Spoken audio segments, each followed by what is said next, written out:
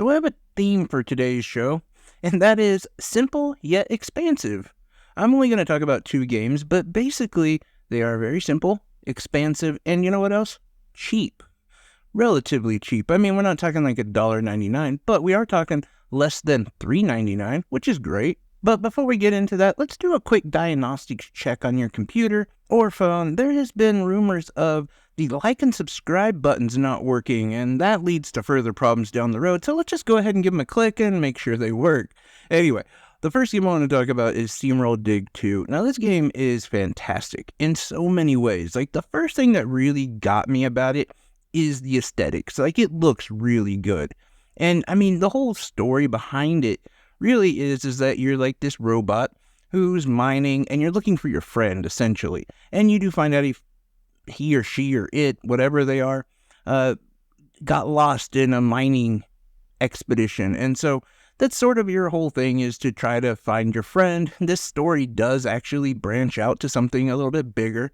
But for the most part, the thing that I also really like about it, and just it hit right for me, is it's simple. It's one of those like great pick up and play games. Remind me a lot of like more retro gaming, where you're basically just digging down, right? Like, there's a lot of issues, or there's a lot of promises that come from mining and digging down and discovering everything that's down there. You know, there's treasure, there's upgrades, there's all sorts of stuff. There's also bad guys, and there's cave-ins. All of these things are there. And of course, your main objective at the time, which is a little arrow telling you where to go. All of this stuff is there, right?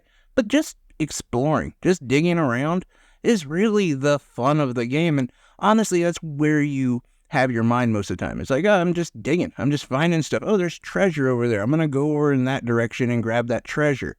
Now, you can take your treasure and your cogs, which is another thing that you find on your mining expeditions, and you can actually upgrade your character, upgrade your equipment, and get yourself like more protective armor, a better pick, a mining light that lasts longer. You know, these kind of things that are going to make your trips a lot easier. Now, this is sort of a roguelike in the fact that you can and will die, but when you die, your trail, your path isn't destroyed or anything. Like, you can go right back to where you were pretty quickly, and you get to retain about half of the items that you collected during your mission, or your little trip, whatever you want to call it. But as you upgrade, you can start to upgrade your bag so that when you die, you don't lose as much. You can also upgrade to where you're able to sell your stuff for more money and be able to put that into upgrades. There's just a lot more to the game than what it seems, but at its base, it is just simple and fun, and that's what I really like about the game. On top of that, like, typically I believe the game is $20, and right now it's $3.99, so that's just a really good price anyway. But it runs really good, has a great atmosphere, and like I said, just a lot of fun. It's one of those games I don't know if I would actually pay $20 for, but I would easily pay $4 for. So the next game I want to talk about is another one of these games where it is typically like $14.99, and I struggle paying $14.99 for this game, but right now it's on sale for $3.74, and the game is called Colt Canyon. Now, this game plays a lot like a twin-stick shooter, but there is more to it than just that. The game starts off with you and your partner gets captured by some bad guys, and your whole goal is to get your partner back. And it's a long process, by the way. Like, this story goes on for longer than you would think. But also the nice thing is you can switch your character. You can play like a Native American who uses a bow and arrow and is really quick. You can also play like just your standard like gunslinger. You can also play as someone that uses like a shotgun, and like they're more of like into heavy armory. Even though, I mean, it's still like cowboy days kind of stuff. Like, there's no machine guns, I'll put it that way.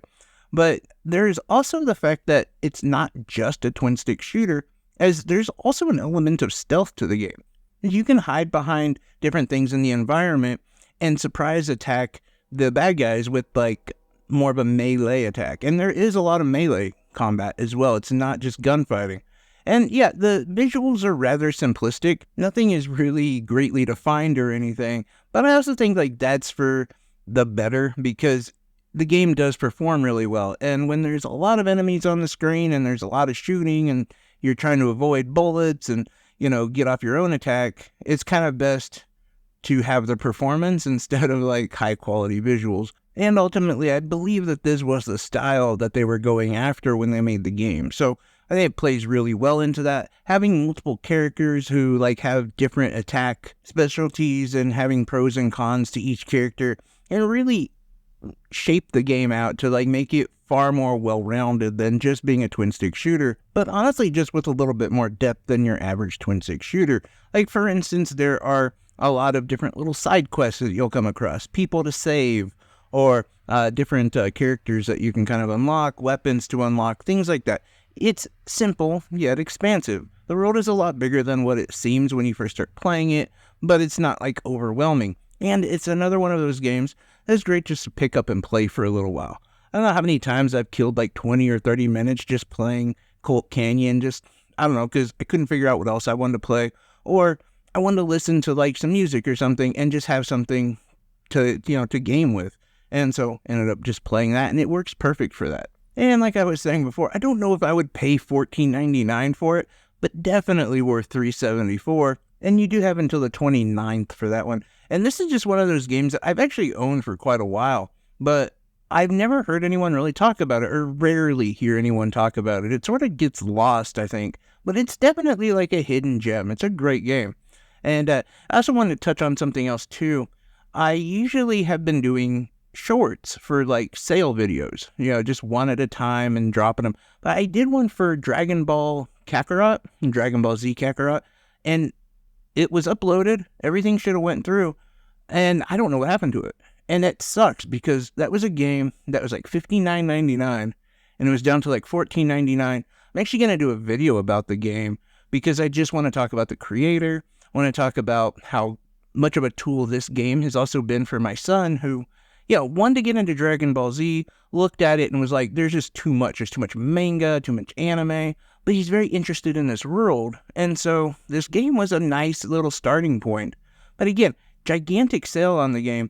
It only had, I think, like 5 days, maybe 7 days before the sale was over.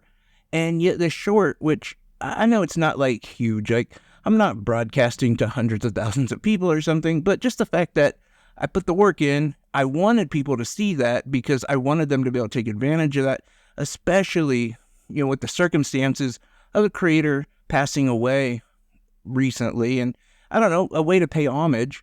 And yet, like, this video gets, I don't know, just destroyed, lost. I don't know what happened to it.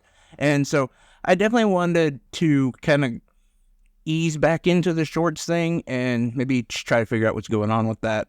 I don't know. I just want to talk about that because that has been the direction that we're going, if anyone cares. And also why I decided to just do this video. In fact, I made like a last minute decision, literally right before recording. I was like, okay, I'm just going to go ahead and do both of those instead of recording 2 shorts for it and everything. So anyway, just throwing that out there. I am going to try to make more shorts though, and most of them will be sale videos. So, be on the lookout for that, I guess. And as well as just more content. We're just trying to keep pushing, getting more stuff, and not only doing reviews, but talking about games in general. Because I like this. It's fun, and thanks to everybody who gave me hope on the Kingdom Come Deliverance video, where I was putting out that, like, I'm very excited for the game, but I'm really nervous about how it's going to be on the Switch.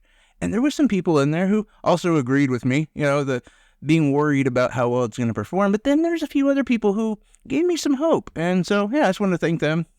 Anyway, I appreciate each and every one of you guys. Love y'all. Take care. Bye-bye.